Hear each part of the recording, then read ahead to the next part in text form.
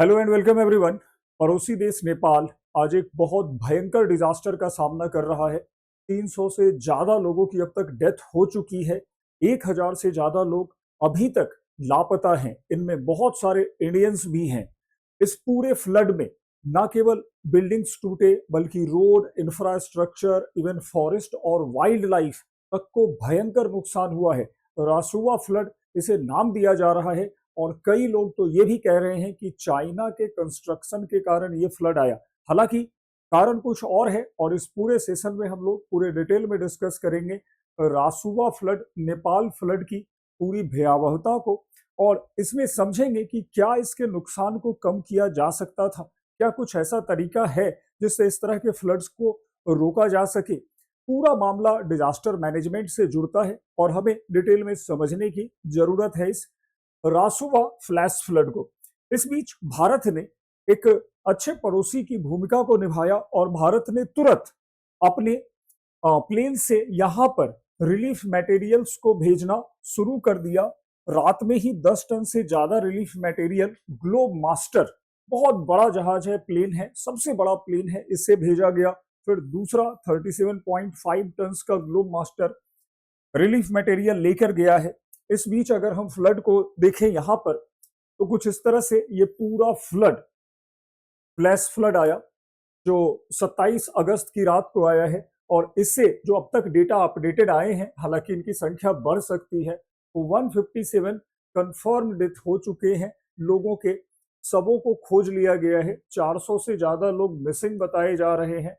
19 motor युग पुल क्षतिग्रस्त हो गए हैं। पूरे के पूरे ब्रिज को पानी ने उखाड़ दिया। अगेन 40 किलोमीटर से ज्यादा सड़कें टूट चुकी हैं। अगेन हाइडल पावर प्रोजेक्ट बहुत सारे लगे हुए थे, टेलीकॉम्युनिकेशंस के नेटवर्क थे, इलेक्ट्रिसिटी इंफ्रास्ट्रक्चर थे, सब के सब यहाँ पर टूट गए। पूरी तरह से कोलैप्स कर गया है ये पूरा सिस्टम। आखिर ये फ्लैश फ्लड आया क्यों, ये इसका कारण क्या था? तो ये जो फ्लैश फ्लड आया है, एकाएक तेज पानी आया है। ये पानी, यहाँ एक नदी है जो गंडक रिवर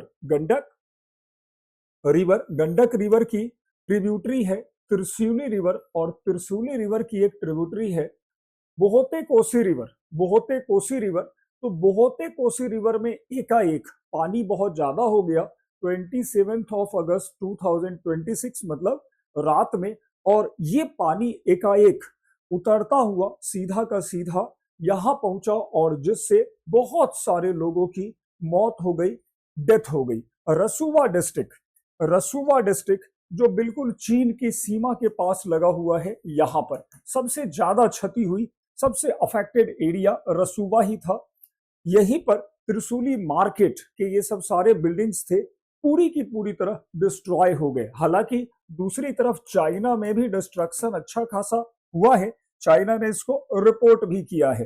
ये पूरा डिटेल डायग्राम है कुछ इस तरह से। ये त्रिशूली रिवर आ रही है और त्रिशूली रिवर आगे जाकर गंडक रिवर, जिसे नारायणी कहते हैं नेपाल में, उसमें जाकर मिल जाएगी। यहाँ पे गंडक रिवर है, तो गंडक रिवर गंगा की ट्रिब्यूटरी है और इसी में ये त्रिशूली रिवर आ रही है। और त्रिशूली में ही बोहोते कोसी रिवर ये इधर से आ रही है और यहीं पे लहंडे रिवर भी है। तो बोहोते कोसी रिवर जो इधर से आ रही है, ये ड्रेन होते हुए त्रिशूली में आ रही थी और यहीं पर त्रिशूली बाजार था जिस पर ये पूरा का पूरा कहर बरपा है। पूरी तरह से ये डिस्ट्रॉय हो गया है। चलते हैं, यहां पर भारत में कितना खतरा है इसको भी ध्यान रखना है। तो गंडक रिवर में ये सारा पानी 1-2 दिनों में पहुंचने वाला है और इससे चंपारण के एरिया में खासकर फ्लड के चांसेज हैं और एडमिनिस्ट्रेशन को यहां पर अलर्ट मोड पे रखा गया है कि लोगों को बचाए। तो भारत भी इससे अछूता नहीं रहेगा। भारत में खासकर बिहार का चंपारण और उत्तर प्रदेश के गोपालगंज में प्रॉब्लम ज्यादा होने की संभावना है। चलते हैं, अब समझते हैं कि ये क्यों आया। तो कुछ लोगों ने ये बताया सबसे पहले कि ये इसलिए आया कि चाइना ने इस रिवर के आसपास कंस्ट्रक्शन किए थे और जिससे रिवर का जो पूरा चैनल था वो नैरो हो गया, छोटा हो गया, जिससे पानी रुका। बाद में ये आर्गुमेंट दिया गया कि नहीं नहीं, यहाँ पे अर्थक्वेक आए थे 4.4 मैग्नीट्यूड का, जिससे चट्टानें हिल गई और पानी नीचे आ गया। लेकिन जब इस पर रिसर्च हुआ, खासकर यूएस की टीम ने रिसर्च किया, यूएस जियोलॉजिकल सर्वे ने, तो सैटेलाइट इमेज से पता चला कि ये जो फ्लैश फ्लड है वो वास्तव में ग्लॉफ का एक रिजल्ट है। Glacier lake outburst flood lake बन गया था, ग्लेशियर लेक आउटब्रस्ट फ्लड, और यही ग्लेशियर लेक आउटब्रस्ट फ्लड। तो यहां पर एक ग्लेशियर लेक का फॉर्मेशन हुआ। होता यह है कि पहाड़ों पर स्नो मिलते हैं, बर्फ जमे होते हैं, क्योंकि जब ऊंचाई पे जाते हैं तो टेम्परेचर कम हो जाते हैं। जब टेम्परेचर बढ़ता है तो धीरे धीरे बर्फ मेल्ट करता है और आगे चलकर वो रिवर में कन्वर्ट होता है। लेकिन इस बीच अगर यहाँ पर सर्क जैसे स्ट्रक्चर हैं, सर्क जैसे स्ट्रक्चर हैं, सर्क कहा जाता है इस तरह के गड्ढों को, तो इन सर्क के गड्ढों में ये पानी थोड़ी देर रुकता है।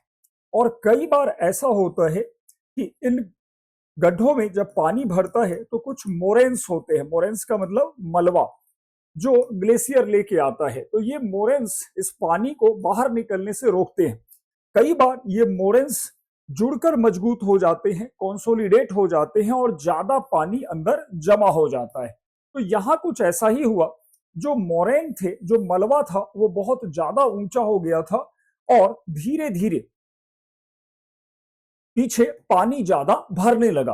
अब पानी के ज्यादा भरने से ये ग्लेशियर लेक कोलैप्स हो गया। इसमें कुछ डेब्रिस भी गिरे आकर, ऊपर से बर्फ के टुकड़े और पानी के प्रेशर से ये जो कमजोर डैम था मोरेन्स का बना हुआ, ब्रेक कर गया। जैसे ही ब्रेक करा, मिलियंस ऑफ लीटर पानी टूटकर नीचे बहुते कोसी रिवर में गिरा। कुछ इस तरह से ये ब्रेक हुआ और बहुते कोसी में बहुत सारा पानी नीचे उतरा, और इसी से फिर देखते हैं कि नीचे नेपाल में पूरा फ्लड आ गया।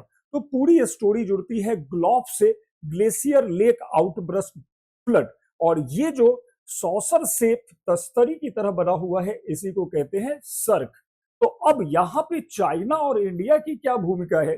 तो ये जो पूरा रीजन है वो चाइना की टेरिटरी के पास है, चाइना के पास सैटेलाइट है और वहां तक वो पहुंच सकता है।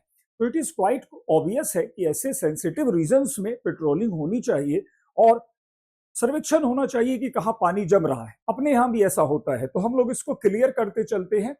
आजकल हमारी टीमें यहाँ पर लगी हुई हैं, खासकर उत्तराखंड के कैलामिटीज के बाद। उत्तराखंड का जो डिजास्टर आया था उसके बाद 2013 का डिजास्टर था उत्तराखंड का केदारनाथ डिजास्टर, उसके बाद हम लोग इसकी सर्वे मॉनिटरिंग करते हैं। तो नेपाल के पत्रकारों ने यहाँ पे आरोप लगाया चाइना पर कि आपने इसके बारे में पहले से फोरकास्टिंग नहीं करी कि वहां पर वाटर लॉगिंग हो रही है। ऐसा होता तो नेपाल के लोग जाके उसको ठीक कर लेते। तो बात जो भी हो, बट यहाँ पर रीजन ये है कि ग्लेशियर लेक आउटब्रस्ट फ्लड हुआ। अब क्वेश्चन ये है कि अगर आउटब्रस्ट फ्लड हुआ है तो ये तो एक नेचुरल इंसिडेंट है, डेथ क्यों हो रहे हैं, कैजुअलिटी क्यों हो रही है? तो that is failure of our disaster management and understanding. पहली बात, रिवर के चैनल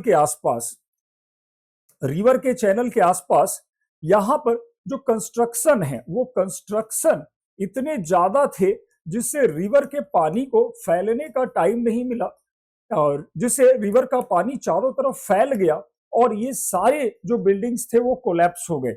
ऐसे सेंसिटिव लोकेशंस पे अगर कंस्ट्रक्शन होंगे तो डेफिनेटली वहां पर डिजास्टर होंगे। तो यहां पर जोनिंग नहीं हुई थी डिजास्टर की और कंस्ट्रक्शन बनाने की अनुमति मिली थी। सबसे बड़ा फेल्योर यही दिख रहा है। दूसरा, अगर हम यहाँ ऐड करें तो दूसरी बात ये भी समझ में आ रही है कि जो इंफ्रास्ट्रक्चर बने या ब्रिजेस बने वो डिजास्टर प्रोन नहीं थे, उनके ऊपर कोई इंपैक्ट होता इस बात की टेस्टिंग के भी प्रूफ नहीं है। अगेन यहां पर अगर और कनेक्ट करें चीजों को तो दूसरी बात ये आ रही है कि सैटेलाइट मॉनिटरिंग नहीं है, फॉरकास्टिंग नहीं हो रही है, मॉनसून का सीजन है, कहीं ना कहीं इस तरह के इंसिडेंट होंगे ही होंगे और सभी देशों को अब इसमें एक शेयर्ड रिस्पॉन्सिबिलिटी लेके चलनी है। तीसरा फैक्टर अगर जोड़े तो ग्लोबल वार्मिंग भी रिस्पॉन्सिबल है, क्योंकि ग्लोबल वार्मिंग के कारण अब ग्लेशियर्स के फॉर्मेशन के रेट काफी अनप्रिडिक्टेड हो गए हैं। कहीं पर ज्यादा तेज ग्लेशियर फॉर्म हो रहे हैं, कहीं पे मेल्टिंग ज्यादा हो रही है,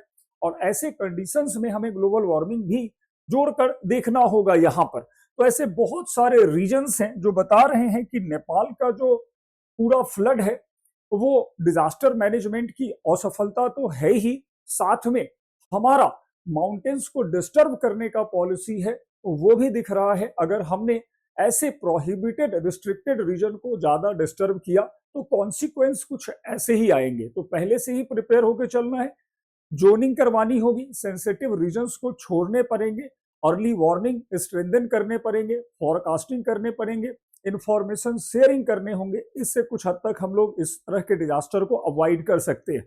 रही बात क्लासेस की, तो अनअकैडमी पर मेरी स्पेशल क्लासेस चलती हैं, ये फ्री क्लासेस होती हैं। आप ऐप को डाउनलोड करेंगे तो सर्च करने पर आपको ये आईडी मिल जाएगा, आप सब्सक्राइब कर लेना। जो भी फ्री क्लासेस चाहे डिजास्टर की हो, पॉलिटी की हो या अन्य सब्जेक्ट की, वो आप ले सकते हो। अगेन ये पूरा कंटेंट टेलीग्राम ग्रुप में अवेलेबल होता है। ये टेलीग्राम ग्रुप का QR कोड है, स्कैन करेंगे सीधा लैंड हो जाएंगे ग्रुप में। और सबसे लास्ट में कि अनअकैडमी पर जो भी कोर्सेस हैं वो आप अगर अवेल करना चाह रहे हो तो एक कोड यूज करना है KEJHA10, you will get definitely bumper discount up to 50%। तो नेपाल का फ्लड हमें एक लेसन देता है कि नेचर बहुत पावरफुल है। अगर हम नेचर के साथ मिलकर काम नहीं करते हैं तो उसका इम्पैक्ट बहुत भयावह हो सकता है। हमें समझते हुए काम करना होगा। जहां पर नेचर स्टॉप का साइन दे रहा है रुकना होगा, जहां नेचर अलाउ कर रहा है चलना होगा। ग्रिफिथ टेलर के इसी स्टॉप एंड गो डॉक्ट्रिन को आज फॉलो करने की जरूरत है।